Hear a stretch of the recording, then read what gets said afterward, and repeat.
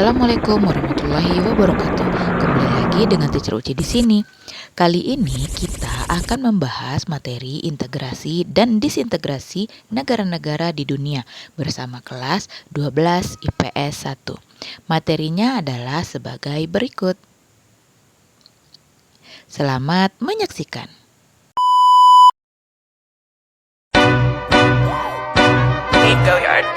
I got so much more.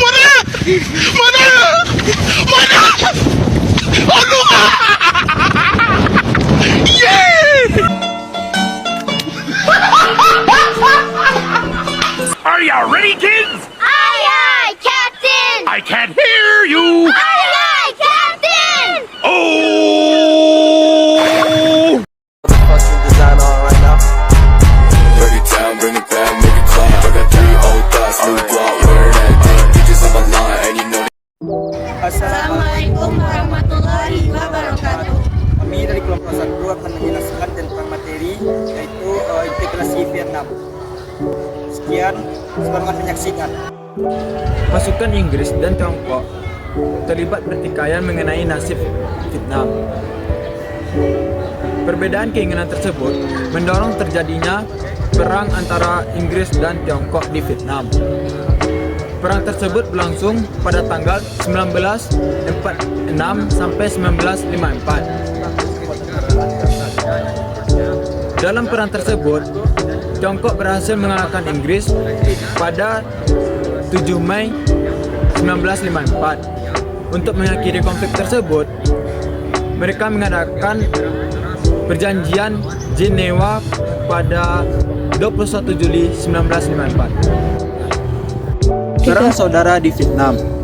Vietnam merupakan negara kawasan Indonesia Cina yang berada di bawah kekuasaan Persia pada abad ke-19 setelah pecah Perang Dunia Kedua. Vietnam berada di bawah kekuasaan Jepang. Kekalahan Jepang pada saat Perang Dunia Kedua menyebabkan jajahan Jepang dan termasuk Vietnam jatuh ke tangan Sekutu. Selanjutnya, Sekutu mengirim Inggris untuk mengurusi peluncuran tentara Jepang di Vietnam. Selain Inggris, tentara Tiongkok juga masuk ke Vietnam dengan tujuan menyebarkan pengaruh komunis.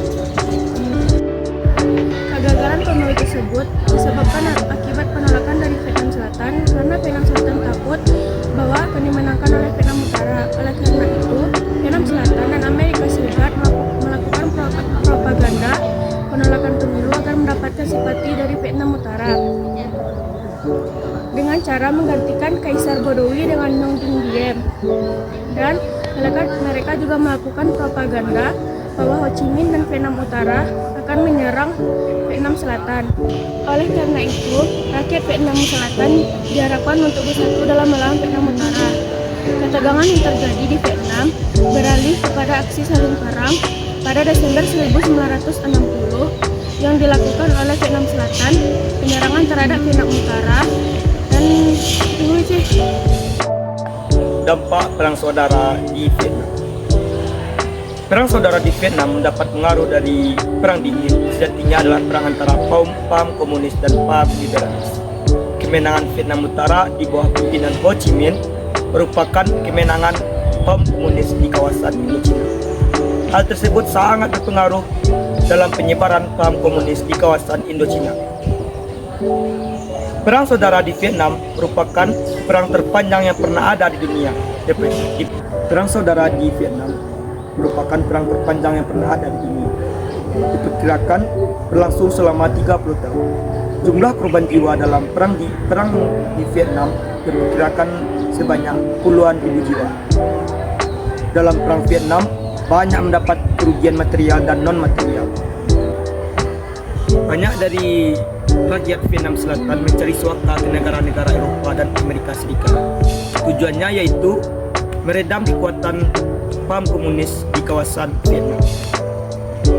Kemenangan Vietnam Utara menandai lahirnya Vietnam baru pada tanggal 30 April 1975. Hal tersebut sangat disambut sukacita oleh rakyatnya dengan merayakannya setiap tahun. Hal tersebut menjadi hari yang sangat kelam bagi rakyat Vietnam yang mencari suaka ke negara-negara Eropa. Akan tetapi, bagi rakyat Vietnam yang meninggalkan negaranya mencari suaka 30 April 1975 akan tetapi bagi rakyat Vietnam yang meninggalkan negaranya untuk mencari suaka 30 April diperingati sebagai Black April atau April Kelabu. Mereka menganggap bahwasanya 30 April tersebut merupakan hari kelam bagi mereka.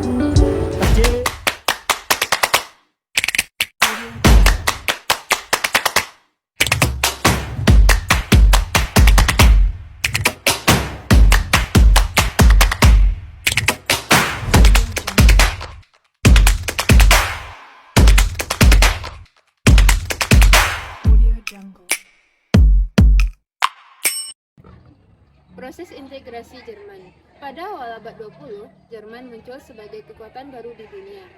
Kekuatan militer Jerman mengalami kemajuan, sehingga mampu bersaing dengan kekuatan militer Inggris dan Prancis. Dalam perkembangannya, terjadi perubahan politik di Eropa yang mengakibatkan terjadinya pusaran konflik. Konflik tersebut mengakibatkan Perang Dunia Pertama dan Perang Dunia Kedua. Jerman kalah dalam kedua perang tersebut. Kekalahan Jerman dalam Perang Dunia Kedua mengakibatkan wilayah Jerman harus terpecah menjadi beberapa wilayah. Pembagian wilayah diatur oleh Perjanjian Potsdam yang disepakati oleh Amerika Serikat, Inggris, dan Uni Soviet. Isi perjanjian tersebut yaitu Jerman terbagi menjadi 4 kependudukan, yaitu Jerman Timur oleh Uni Soviet, Jerman Barat oleh Amerika Serikat, Inggris, dan Prancis. Berlin Timur diduduki oleh Uni Soviet, Jerman Barat diduduki oleh Amerika Serikat, Inggris, dan Prancis. Daerah Danzig dan Hesse diberikan kepada Polandia. Penjahat perang dihukum, pembebasan pendudukan militer, serta Jerman harus membayar ganti rugi perang. Perjanjian Potsdam ini membuat Jerman Timur berada di bawah pengaruh komunis, sehingga banyak warganya yang melarikan diri dan kabur dari Jerman Timur untuk menyeberangi Jerman Barat, karena terkekalnya kebebasan hidup mereka di sana. Sehingga atas kejadian ini menarik perhatian kepala pemerintahan Jerman Timur, yaitu Erich Honecker. Ia membuat kebijakan membuat sebuah tembok yang dikenal dengan tembok Berlin. Tembok ini membatasi antara Jerman Barat dan Jerman Timur. Tidak hanya itu, Erich Honecker juga membuat kebijakan untuk tembak mati bagi setiap warganya yang ingin kabur dari Jerman Timur atau melintasi perbatasan tembok. Berbeda dari Jerman Timur, kondisi Jerman Barat yang dipengaruhi oleh Amerika Serikat dan Sekutu cenderung lebih maju. Negara yang berdiri pada 23 Mei 1949 ini menjadi negara yang demokratis dan maju. Selain itu, penduduk di Jerman Barat memperoleh kehidupan yang bebas.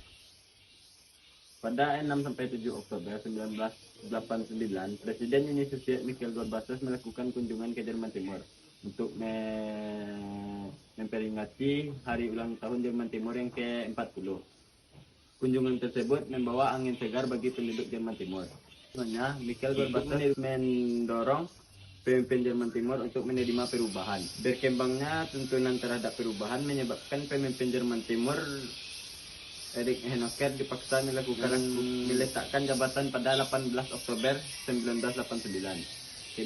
Kedudukan Erich Honecker digantikan oleh Egon Krenz. Dalam perkembangannya, pemerintah Egon Krenz menerapkan kebijakan lebih terbuka. Pada 1989, Egon Krenz memulai usaha penyatuan Jerman. Langkah pertamanya adalah menggunakan mata uang Jerman Barat di wilayah Jerman Timur. Dan langkah keduanya menghancurkan atau meruntuhkan tembok Berlin. Tembok Berlin diruntuhkan pada 18 November 1989. Dengan demikian, wilayah Jerman Barat dan Jerman Timur melebur menjadi satu. Pada tahun 1990, Menteri Luar Negeri dari Jerman Timur, Jerman Barat, Amerika Serikat, Uni Soviet, Inggris, dan Prancis menyelenggarakan pertemuan di Ottawa, Kanada. Pertemuan tersebut menghasilkan gagasan penyatuan Jerman. Akhirnya, penyatuan Jerman terwujud pada 3 Oktober 1990. Baiklah, saya akan menjelaskan dampak integrasi Jerman. Integrasi Jerman merupakan suatu proses yang sangat kompleks, di mana dalam proses tersebut banyak terjadi peristiwa yang berdampak positif maupun berdampak negatif, yang sangat dirasakan langsung oleh masyarakat Jerman Timur dan Jerman Barat. Yang pertama ada dampak negatif. Di dalam dampak negatif tersebut, yang sangat dirasakan adalah dalam bidang ekonomi, di mana biaya yang dikeluarkan untuk menyatukan Jerman sangatlah besar. Faktor utama yang menyebabkan biaya pengeluarannya sangat besar adalah ekonomi Jerman Timur lebih rendah dibandingkan Jerman Barat. Selain itu, banyak bekas wilayah Jerman Timur yang kehilangan industrinya, sehingga masyarakat yang tinggal di sana banyak yang kehilangan pekerjaan dan juga menjadi pengangguran. Oleh karena itu, masyarakat Jerman Timur banyak berpindah ke Jerman Barat untuk mencari pekerjaan. Yang kedua, dampak positifnya.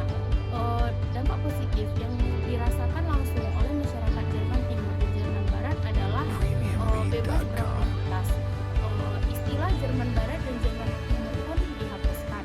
Sekarang, masyarakat Jerman menjadi negara yang bersatu dan berdaulat. Baiklah, sekian dampak dari integrasi Jerman.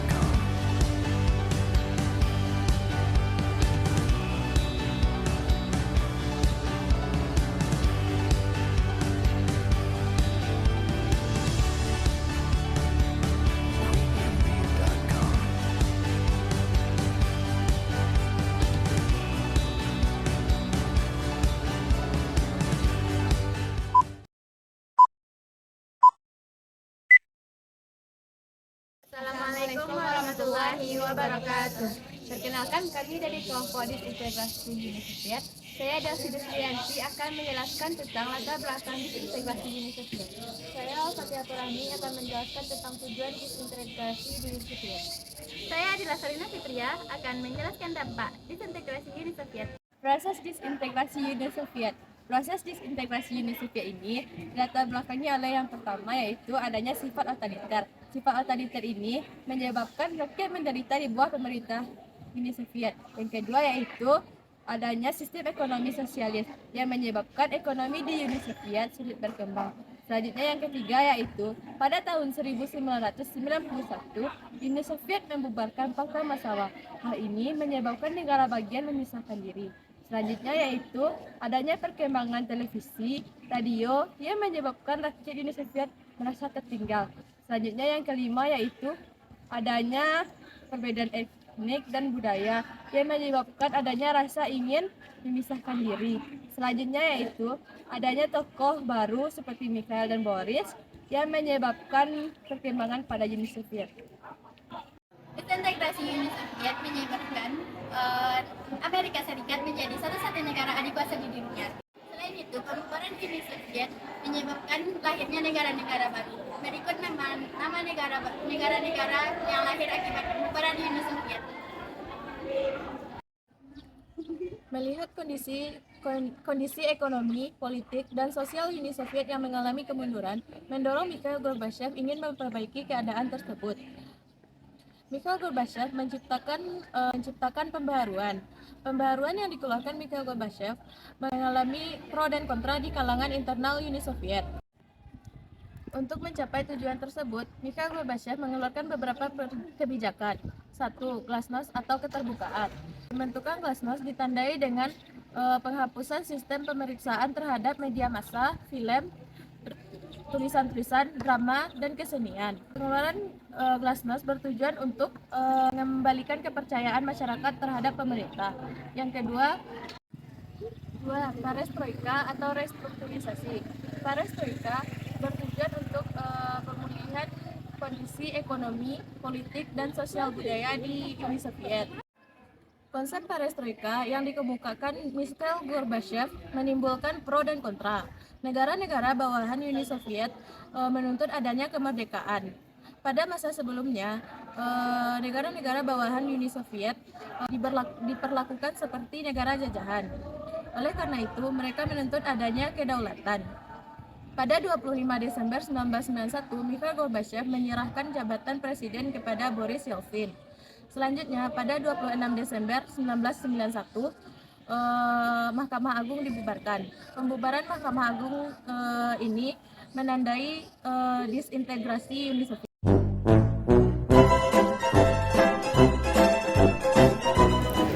Assalamualaikum warahmatullahi wabarakatuh. Hai guys. Perkenalkan, kami dari 12P1 akan menjelaskan materi sirah peminatan tentang Disintegrasi Yugoslavia. RP Patah mengatakan tak kenal maka tak sayang. Jadi kami akan perkenalkan diri dulu. Saya Aslam Maulana. Saya Rinda Fereza. Saya Amelia Gusti. Saya Adam Syabira. Selamat menyaksikan. Yang pertama yaitu disintegrasi Yugoslavia. Yugoslavia merupakan negara yang banyak dihuni oleh beragam etnis dan budaya. Pada tahun Romawi kuno, negara ini menjadi rebutan yaitu Romawi Timur yaitu Ortodoks dan Romawi Barat yaitu Katolik. Dan pernah dikuasai oleh Turki Ottoman. Pada tahun 1946, berdirinya Republik Rakyat Federal Yugoslavia yang terdiri dari negara Serbia, Montenegro, Slovenia, Kroasia, Bosnia, Herzegovina, Makedonia, serta dua negara daerah otonom khusus Kosovo dan Vojvodina. Bersatunya negara-negara tersebut merupakan keputusan berani mengingat negara-negara tersebut memiliki etnis yang beragam. Selanjutnya yaitu proses disintegrasi Yugoslavia. Yugoslavia merupakan negara komunis yang hanya diisi satu partai dan rakyatnya cenderung liberal. Pada tahun 1953, di bawah pimpinan Joseph Broz Tito, negara tersebut mencapai puncak kejayaan. Dan pada tanggal 8 Mei 1980, beliau meninggal dan kedudukannya diambil oleh Presidium. Peninggalan Joseph Broz Tito banyak mengalami kekacauan. Yugoslavia mengalami banyak kekacauan di bidang politik. Berbagai kekacauan politik yang terjadi di Yugoslavia. Yang pertama, pada tanggal 25 Juni 1991 merupakan puncak permasalahan politiknya, yaitu ketika Slovenia dan Kroasia memproklamasikan kemerdekaan dan kedaulatannya secara sepihak. Selanjutnya, tahun 1991 yang Republik Federasi Yugoslavia diwarnai perang antar etnik. Perang tersebut diawali perang antara Slovenia melawan pasukan Yugoslavia. Pada Maret tahun 1992, Republik Bosnia Herzegovina mengadakan referendum yang menghasilkan keputusan untuk merdeka. Akan tetapi, etnik Serbia, Bosnia Herzegovina menolak referendum tersebut dan menginginkan tetap bergabung dengan Federasi Yugoslavia. Pada 6 April tahun 1992, negara Eropa dan Amerika Serikat memberikan pengakuan kedaulatan kepada Republik Slovenia, Kroasia, dan Bosnia Herzegovina tanpa menunggu tercapainya stabilitas politik di wilayah-wilayah tersebut. Dan akhirnya Republik Serbia dan Republik Montenegro kemudian membentuk Federasi Yugoslavia versi baru dengan nama Republik Federasi Yugoslavia pada 27 April 1992 yang dipimpin oleh Presiden Slobodan Milosevic. Akan tetapi federasi tersebut tidak mendapat pengakuan secara internasional. Konflik berkepanjangan di Yugoslavia menyebabkan disintegrasi di Yugoslavia pada dekade 2000-an. Konflik tersebut terjadi karena beberapa faktor. Yang pertama adalah krisis antar etnik. Krisis antar etnik adalah penyebab utama dari perpecahan atau disintegrasi Yugoslavia. Karakter bangsa-bangsa Balkan yang keras membuat susahnya terjadi disintegrasi di Yugoslavia. Setelah kematian Presiden Joseph Broz Tito, setiap etnik di Yugoslavia berupaya memerdekakan diri dari Yugoslavia. Kondisi tersebut disebabkan oleh sentimen antar etnik yang kuat. Yang kedua adalah krisis ekonomi yang terjadi pada tahun 1980-an. Pada masa itu, Presiden Joseph Broz Tito menerapkan sistem ekonomi pasar atau sistem swakelola, yang mana menerapkan prinsip bahwa semua harus kerja, yang menciptakan ekonomi yang tidak efisien. Lalu, diperparah lagi dengan sistem self-management self-socialist atau buruh sebagai pemilik perusahaan. Sistem tersebut menyebabkan para buruh bekerja seenaknya dan menghasilkan produk yang tidak berkualitas sehingga tidak laku di pasaran. Yang ketiga adalah krisis kepemimpinan. Presiden Joseph Broz Tito merupakan tokoh sentral di balik bersatunya negara-negara di Slavia. Kemudian ketika meninggalnya Presiden Joseph Broz Tito, rakyat kehilangan sosok pemimpin yang memperjuangkan kepentingan rakyat. Sehingga hal tersebut menandakan bahwa pembangunan bangsa yang berasal dari etnik, budaya, dan agama memerlukan sosok pemimpin yang mampu bersikap nasionalis sehingga mampu menyatukan semua latar belakang perbedaan. Yang keempat adalah pengaruh politik di Uni Soviet. Pecahan yang terjadi di Uni Soviet mendorong bangsa-bangsa di Yugoslavia melakukan hal yang sama. Dampak disintegrasi Yugoslavia. Konflik antara etnik, krisis ekonomi, dan ketidakstabilan politik menyebabkan disintegrasi di Yugoslavia. Negara federasi di Yugoslavia memilih memisahkan diri dan memilih memerdekakan diri. Negara yang memilih memisahkan diri yaitu Kroasia. Kroasia memproklamasikan kemerdekaannya pada 25 Juni 1991. Akan tetapi Kroasia melakukan pemilihan umum pertama kalinya pada tahun 1990 dan saat itu Franjo Tuđman menjadi presiden. Yang kedua yaitu Slovenia. Slovenia merupakan negara di Eropa Tengah yang beribu kota di Ljubljana. Sebelum merdeka, negara Slovenia pernah dikuasai oleh negara asing.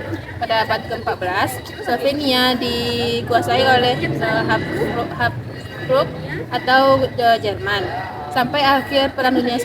Slovenia merupakan satu-satunya negara bekas Yugoslavia yang memiliki kebudayaan tinggi dan hidup makmur. Yang ketiga adalah Bosnia-Herzegovina. Pada Februari 1991, Bosnia-Herzegovina melakukan referendum yang hasilnya 99,7% memilih merdeka. Selanjutnya, Bosnia menyatakan kemerdekaan pada 15 Oktober 1991. Bosnia merupakan negara bagian Yugoslavia yang didominasi oleh etnik Bosnia yang beragama Islam. Yang keempat adalah Makedonia. Makedonia terdiri atas bangsa Slavia di bagian utara dan bangsa Yunani di bagian barat. September 1991, Makedonia menyatakan kemerdekaannya. Sejak saat itu, nama Makedonia sebagai sebuah negara selalu dipermasalahkan oleh Yunani. Karena Yunani dan Makedonia sama-sama mengklaim bahwa mereka memiliki persamaan kebudayaan dan identitas dari kerajaan Makedonia. Untuk mengakhiri pertentangan tersebut, akhirnya Makedonia mengubah nama menjadi Former Yugoslav Republic of Macedonia. Dan pada 2019, Makedonia mengganti nama lagi menjadi Republik Makedonia Utara. Yang kelima adalah Montenegro. Berdasarkan rapat parlemen pada 4 Februari 2003, Yugoslavia berganti nama menjadi Serbia dan Montenegro.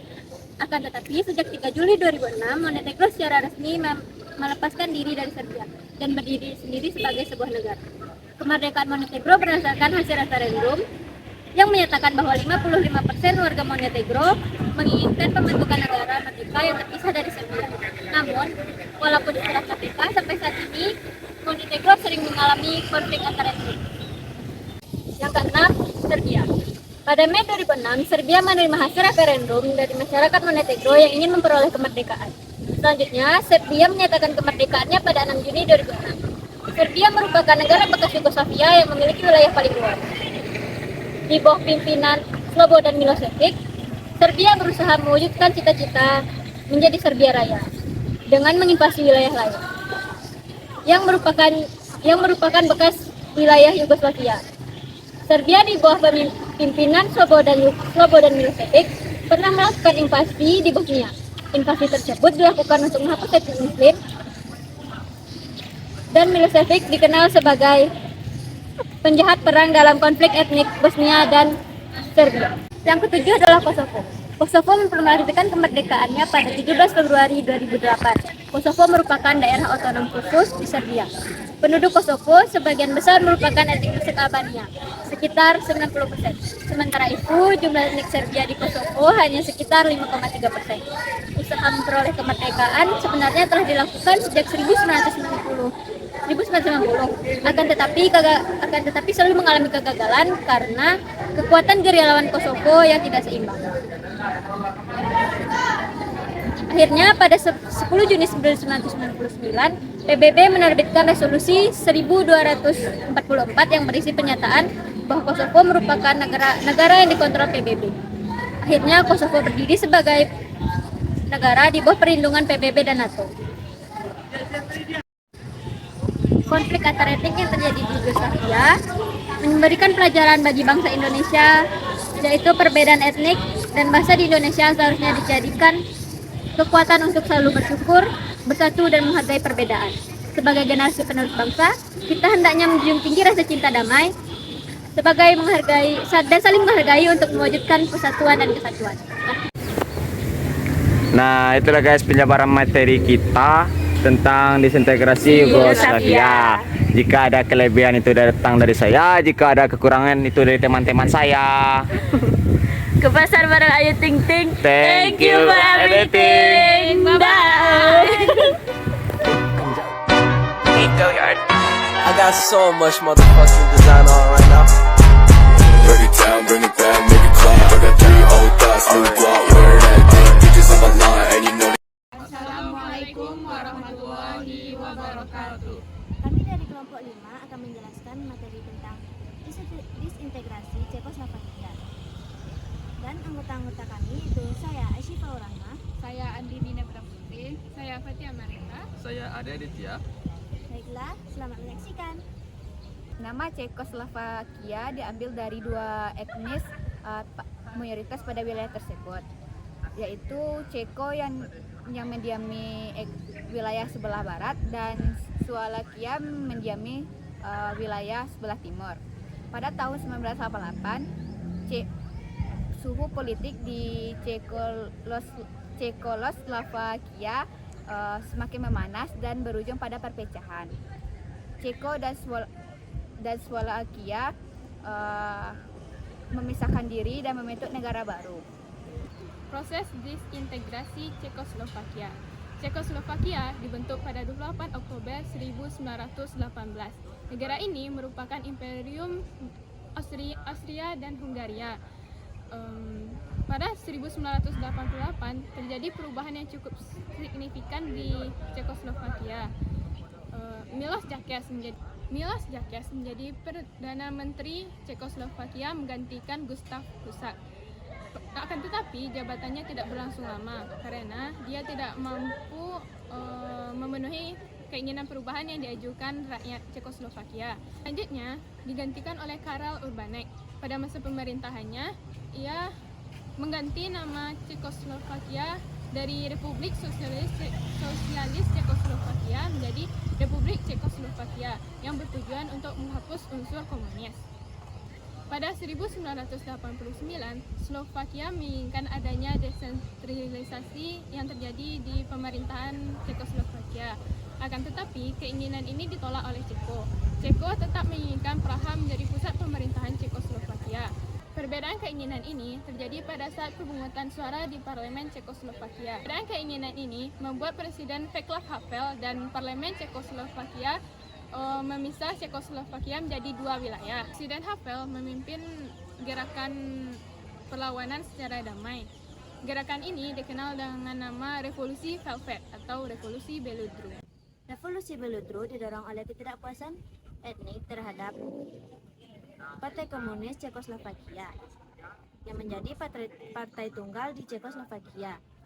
Partai Komunis Cekoslovakia tidak mampu mengakomodasi kepentingan rakyat Slovakia. Pada masa kekuasaannya, Partai Komunis Cekoslovakia tidak memberi oposisi untuk berkembang. Segala bentuk kebijakan pemerintah harus dilaksanakan. Dan negara berkuasa penuh dalam segala bidang seperti pendidikan, informasi, ekonomi, dan militer. Segala bentuk pembangkangan dianggap sebagai musuh negara. Oleh karena itu, desakan untuk pemisahan wilayah antara Ceko dan Slovakia semakin mengalir dengan deras. Nah, pada Juli 1992, etnik Cekoslovakia mendesak Parlemen Cekoslovakia untuk segera membuat keputusan pemisahan kekuasaan atau pemerintahan. Akhirnya, berdasarkan Undang-Undang Nomor 542 tanggal 25 November 1992, Cekoslovakia resmi dibagi menjadi dua republik, yaitu Republik Ceko dan Slovakia. Dan pengesahan republik tersebut terjadi pada tanggal 1 Januari 1993. Berikut dari dampak disintegrasi dari perpecahan negara Cekoslovakia itu ada 5. Yang pertama adalah masyarakat Ceko dan Slovakia itu mendapatkan kebebasan untuk bertempat tinggal di wilayah Eropah manapun dan juga berhak untuk mendapatkan pekerjaan yang layak.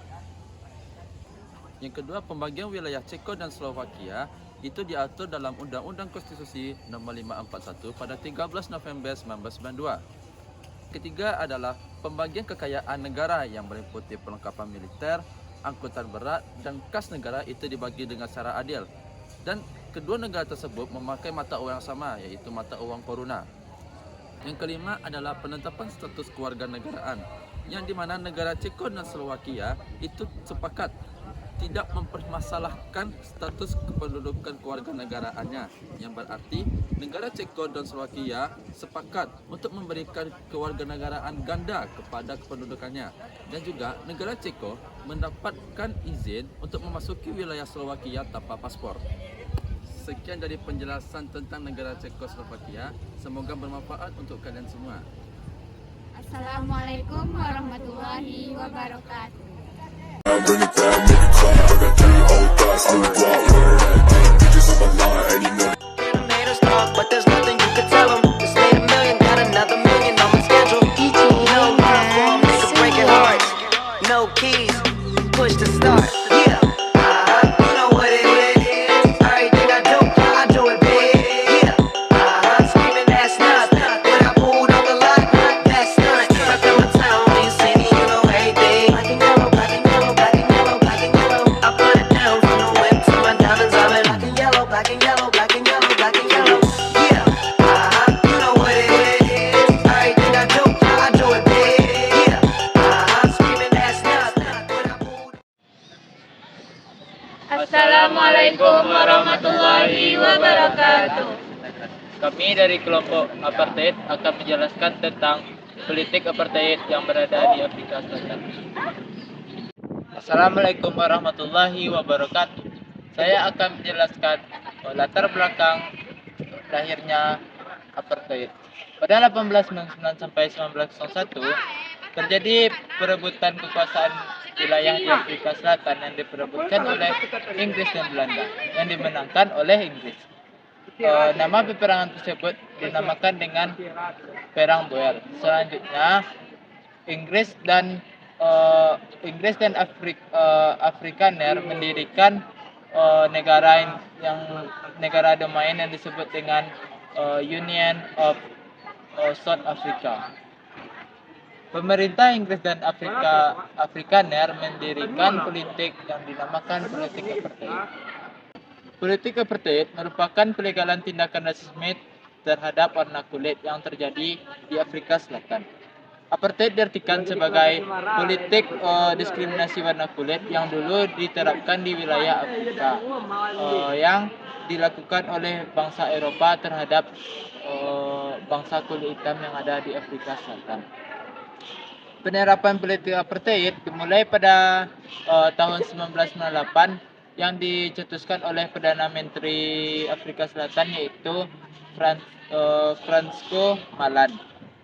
Masyarakat kulit hitam dipaksa membuat wilayah sendiri atau dipisahkan oleh pemerintahannya dan dikucilkan. Serta fasilitas umum juga dipisahkan oleh pemerintahannya, fasilitas kulit hitam dan kulit putih. Wilayah pada apartheid tersebut, wilayah Afrika Selatan 87%-nya dikuasai oleh warna kulit putih dan 13%-nya dikuasai oleh warna kulit hitam. Nah, selanjutnya yaitu perkembangan politik apartheid. Partai Nasional Afrika atau Afrikaner National Party adalah partai yang pertama kali memperkenalkan mengenai politik apartheid pada tahun 1948. Partai ini beranggotakan orang-orang yang berkulit putih yang menguasai pemerintahan, sehingga orang-orang berkulit hitam itu terdiskriminasi dan mengalami perkembangan yang lambat. Bahkan, untuk menegaskan dominasinya, orang-orang berkulit putih ini juga membuat beberapa kebijakan sebagai berikut. Yang pertama, yaitu Land Act, yaitu undang-undang yang mengatur tentang larangan orang-orang berkulit hitam memiliki tanah di luar area yang telah ditentukan. Yang kedua, Group Areas Act, yaitu yang mengatur tentang pemisahan tempat tinggal antara orang-orang berkulit putih dan orang-orang berkulit hitam. Selanjutnya yaitu Population Registration Act, yaitu kewajiban orang-orang berkulit hitam untuk mendaftarkan diri berdasarkan sukunya masing-masing. Selanjutnya, Bantu Self-Government Act, yaitu pembatasan hak politik bagi kaum kulit hitam. Selanjutnya, Native Labor Settlement of Disputes Act, yaitu yang berisi undang-undang yang menetapkan Native Labor Officer sebagai penguasa tertinggi untuk penyelesaian konflik mengenai tenaga kerja orang berkulit hitam dan larangan pemogokan kerja bagi orang yang berkulit hitam. Selanjutnya, Immortality Amendment Act, yaitu pencegahan terjadinya perkawinan silang antara orang-orang berkulit putih dengan orang-orang yang berkulit non-putih. Selanjutnya, yaitu melarang berdirinya organisasi pribumi pada tahun 1960. Dan selanjutnya, yaitu Suppression of Communism Act, yaitu pelarangan bagi golongan kaum putih untuk mendukung perjuangan golongan kulit hitam. Selanjutnya, Bantu Education Act pada 1953 yang mengatur tentang pendidikan Afrika Selatan dan pembatasan hak pendidikan bagi orang-orang berkulit hitam. Nah, bahkan yang terparahnya, pada tahun 1980, orang-orang berkulit hitam dilarang untuk mengikuti kejuaraan dunia dan mengikuti olimpiade-olimpiade. Nah, orang-orang berkulit berwarna mulai terjadi kelonggaran pada masa Presiden P.W. Botha, yaitu mengizinkan perwakilan orang-orang berkulit berwarna bekerja di parlemen, tetapi tidak untuk orang berkulit hitam. Nah, orang-orang berkulit hitam ini mendapatkan angin segar pada saat pemerintahan Presiden E.W. de Klerk memimpin Afrika Selatan. Nelson Mandela. Nelson Mandela merupakan pejuang yang menghapuskan politik apartheid. Nelson Mandela memperjuangkan hak kulit hitam. Pada tahun 1952, Nelson Mandela menjadi pemimpin ASEAN di Afrika Nasional Kongres. Nelson Mandela juga berusaha memberantas rasisme, kemiskinan, kesenjangan, serta mendorong konsistensi rasial. Frederick Willem Bragg, pemimpin yang memiliki kesadaran hak asasi manusia, harkat dan martabat, kemanusiaan, kedaulatan atau individu yang terkait dengan hukum internasional. Ia menjadi presiden kulit putih pertama yang berkeinginan menghapuskan politik apartheid di Afrika Selatan. Dalam memimpin Afrika Selatan, ia tidak membedakan orang yang berdasarkan warna kulit, ras, agama, dan latar belakang. Desmond Tutu merupakan uskup agung dan kepala gereja di wilayah Cape Town, Afrika Selatan. Desmond Tutu sangat menolak untuk adanya politik apartheid di Afrika Selatan. Dia melakukan kampanyenya dengan pelayanan kerohanian.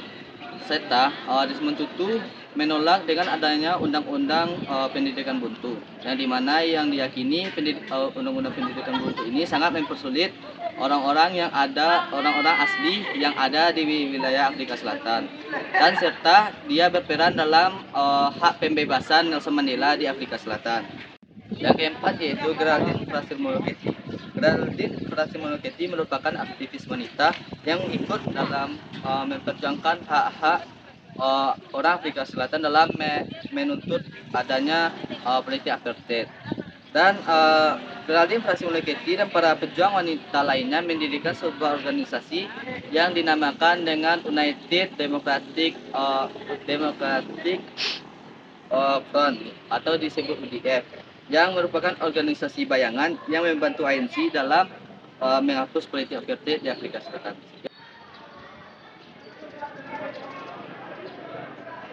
Baiklah, saya akan menjelaskan dampak dari penghapusan apartheid politik di Afrika Selatan. Salah satu dampak dari penghapusan apartheid politik di Afrika Selatan yaitu bergabungnya kulit hitam dan kulit putih dalam pertandingan sepak bola timnas Afrika Selatan, yang mana kulit hitam tersebut berhasil merebut persamaan hak mereka.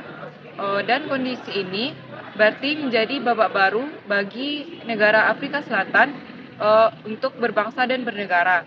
Kemudian kondisi kulit putih di Afrika Selatan khawatir karena lahan dan tanah mereka akan diambil oleh pemerintah. Tetapi hal itu tidak terjadi dan hingga saat ini kondisi kulit hitam dan kulit putih di Afrika Selatan hidup saling berdampingan. Politik apartheid menjadi sejarah kelam bagi Afrika Selatan. Tetapi apartheid itu juga memberikan pelajaran bagi Afrika Selatan dalam mengambil keputusan dan kebijakan dalam kedepannya. Dan kemudian hingga saat ini negara Afrika Selatan merupakan negara termaju di bagian Afrika Selatan menjadi negara termaju di bagian Afrika bagian selatan. Terima kasih. Sekian dari materi politik apartheid di Afrika Selatan yang dapat kami sajikan. Kami mohon maaf atas segala kesalahan. Semoga bermanfaat. Terima kasih. Audio Jungle.